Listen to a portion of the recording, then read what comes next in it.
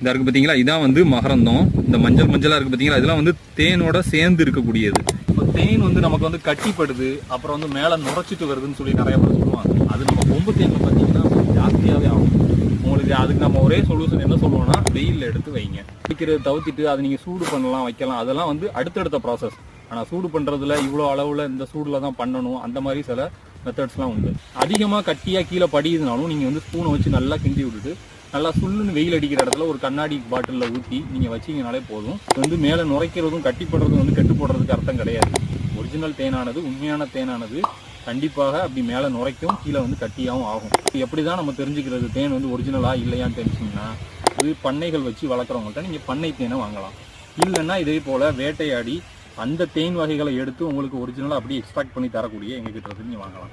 Okay. இதே போல் தேன் வகைகள், இயற்கையான தேன் வகைகள் எங்களுக்கு வேணும்னாலும் நீங்கள் எங்களோட நம்பரை கான்டாக்ட் பண்ணலாம். தேங்க்யூ.